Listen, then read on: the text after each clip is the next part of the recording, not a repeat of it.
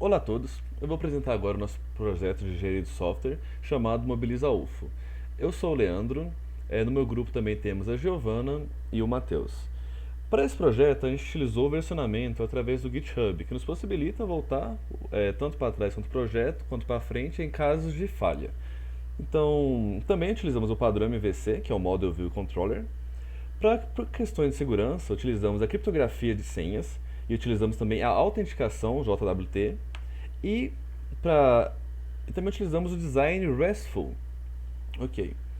A documentação toda dele vai estar aqui no meu GitHub e você pode seguir passo a passo para conseguir colocar na sua máquina e fazer a clonagem dele. Ele foi deployado pela Vercel, então é uma opção extra para você, caso você não queira baixar ele, mas só acesse direto. Ele está aqui pela Vercel nesse site. Ok. Vamos seguir passo a passo. Primeiramente, você vai fazer o clone do projeto. Você vai dar o npm install, que eu já dei aqui para acelerar um pouquinho o processo. Mas agora eu vou continuar com o passo a passo. Isso aqui é para configurar as variáveis de ambiente, coisa rápida. E aqui vai ser para dar seed no banco de dados. Vamos lá. A gente utilizou o Prisma e já está pronto. E vamos rodar. npm run dev. Isso aqui vai servir para rodar ele de forma local. A outra forma que vocês viram estava pelo deploy mesmo na internet. Ok. Ele já vai estar aqui. Só esperar um pouquinho. Isso. Para mostrar um pouquinho mais para vocês sobre os padrões que foram usados, eu vou abrir aqui o source, né? Aqui vai estar os nossos modelos de todas as entidades que vão estar no programa, né? Aqui a gente vai ter basicamente uma mistura da view e do controller. Então aqui a gente tem as sotas, essas sotas são todas autenticadas, tanto para o login quanto para a criação de projetos. E como tecnologia, a front-end a gente utilizou o Next.js, o 15 e o TypeScript e o Tailwind CSS. O back-end a gente utilizou o Node.js, o Prisma ORM e a autenticação via JWT. O nosso banco de dados, como é algo mais local, a gente utilizou o SQLite. Ok. Eu vou mostrar um pouquinho mais sobre as sotas. Aqui. Pode começar falando, Matheus, como funciona para fazer o cadastro e entrar e tudo mais. Bom, eu sou o Matheus e como você pode ver nessa tela, a gente tem as opções de entrar e de se cadastrar, né? E com relação mais específico à tela de entrada, né? A gente usou um sistema de autenticação, né?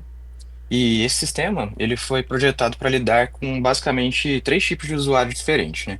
Que é o estudante, o professor e o administrador da plataforma, no caso, né?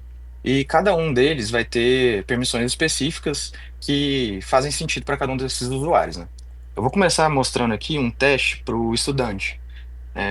O e-mail de teste é o ana.clara@ufo.br. E a senha é 123456 mesmo, só para teste. E como você pode ver, quando o usuário entra, né, ele vai ter acesso às funcionalidades, né, algumas informações que são pertinentes. Então, tipo, tem as bicicletas que foram compartilhadas, tem um sistema de caronas que ele pode acessar, o horário dos ônibus, qual que foi o impacto positivo, né, o impacto verde que esse usuário teve no período que ele usou, e também consegue acompanhar as reservas que ele fez, né? Além disso, ali em cima dá para ver que tem algumas informações mais simples, né? Mas tem as bicicletas foram ocupadas, né? As localizações, enfim, coisas que sumarizam o que o usuário faz no aplicativo, né? E ele não vai ter acessos de admin, né? Obviamente, nem também do professor. Bom, e aqui na página de bicicletas compartilhadas, né, a gente fez de modo que ela seja bem prática e intuitiva para o usuário, né? Então, ele vai encontrar um mapa interativo com todas as estações que estão disponíveis no campus. Para simular uma reserva, a gente pode fazer aqui, né? Basicamente, o usuário vai entrar aí e vai conseguir clicar aí no botão de reservar. Se a gente clicar agora provavelmente vai dar algum erro, porque a gente está usando um localhost, né? Como você pode ver, né? Mas se tivesse hospedado com um banco de dados de verdade e tal, funcionaria. É, mas quando ele simular a reserva, ele vai basicamente selecionar a estação com a bicicleta, e com as bicicletas disponíveis, né? Ele vai fazer a reserva no sistema que vai gerar um QR Code que o usuário vai poder escanear para, enfim, liberar a bicicleta, né? E aí, depois da viagem, a devolução ela pode ser feita em qualquer uma das estações, não tem nenhum tipo de obrigatoriedade de voltar, né? Ah, tipo assim, se ele pegou na estação A, ele não precisa devolver na estação A, ele pode devolver onde ele chegou e tem a outra estação, né? E o sistema também controla de forma automática o status de cada uma dessas bicicletas, que ele pode estar disponível, né? Ou em uso ou em manutenção. Isso a gente pensou em fazer isso para gerar mais transparência, tanto para o usuário quanto para a gente, mas também para evitar qualquer tipo de problema na hora da reserva, né? Oi, eu sou a Giovana e agora a gente vai dar continuidades falando sobre sistema de caronas, que eles têm como objetivo conectar pessoas que fazem trajetos semelhantes.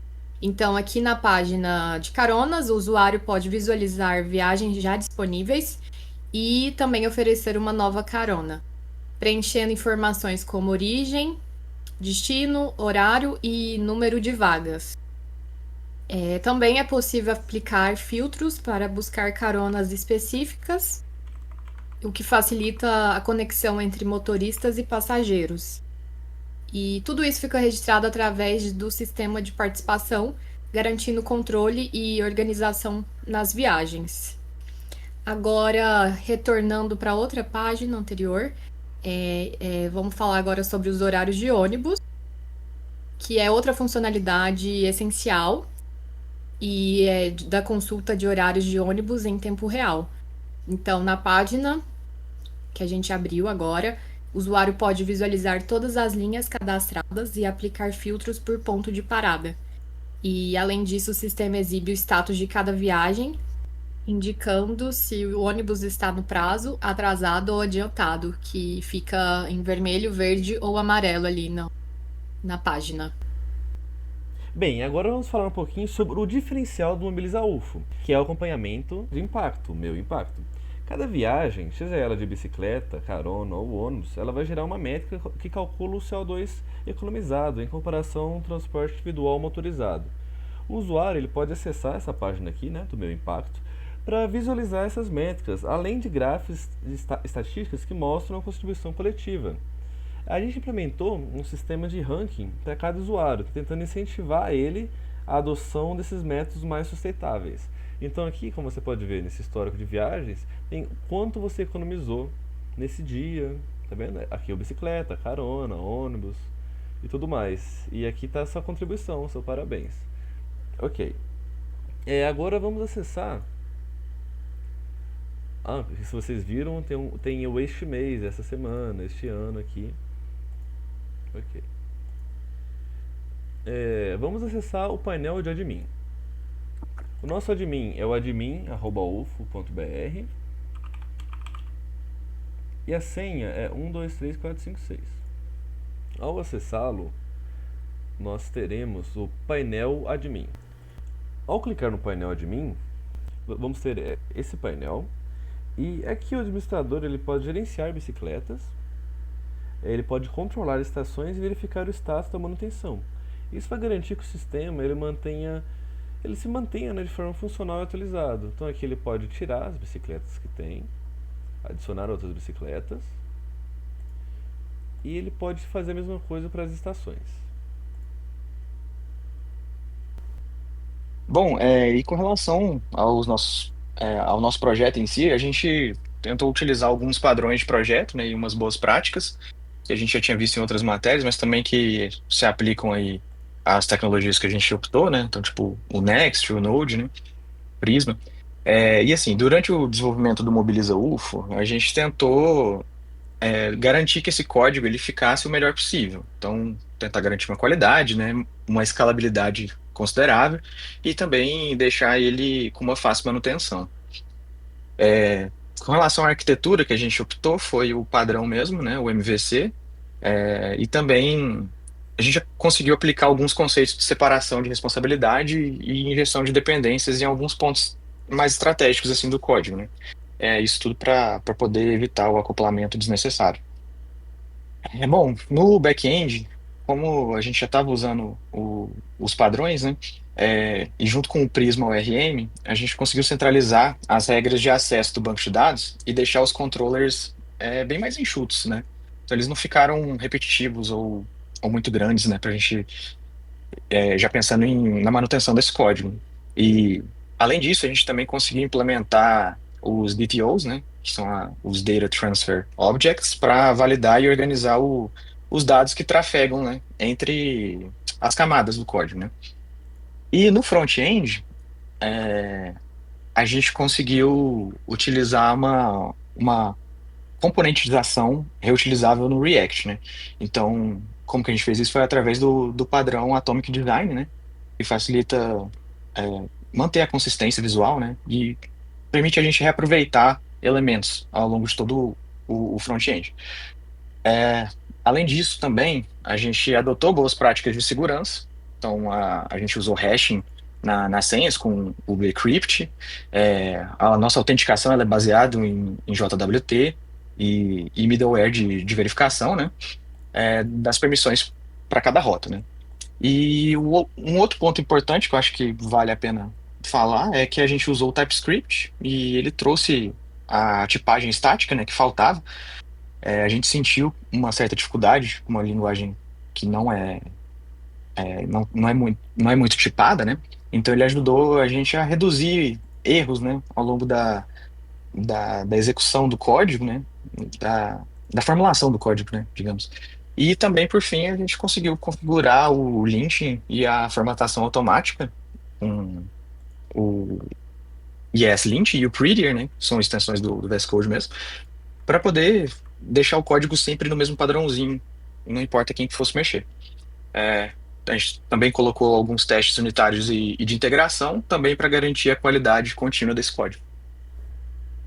Bom, e com relação aos próximos passos que a gente planeja, né? Se tudo der certo e realmente sair do papel, a nossa ideia é deixar o Mobiliza UFO ainda mais útil para a comunidade, né? Então, realmente trazer a integração do sistema com as APIs reais, né? Que a gente tem de transporte público, porque assim os horários, os status dos ônibus, eles vão ser atualizados em tempo real, né? Vai ficar um negócio muito mais interativo. E a gente também gostaria de implementar um sistema de notificações em push que pudesse avisar sobre reservas, as caronas e os lembretes, né, de devolução de bicicleta, esse tipo de coisa. Aí, assim, também a gente planeja trazer uma versão mobile, porque a gente sabe que o futuro é esse, e ter um, um app que não é feito para o mobile, ele afasta os usuários, né? Então, para tentar trazer essa plataforma mais para a vida real, a nossa ideia é montar uma versão mobile dela, né? Então seria basicamente isso.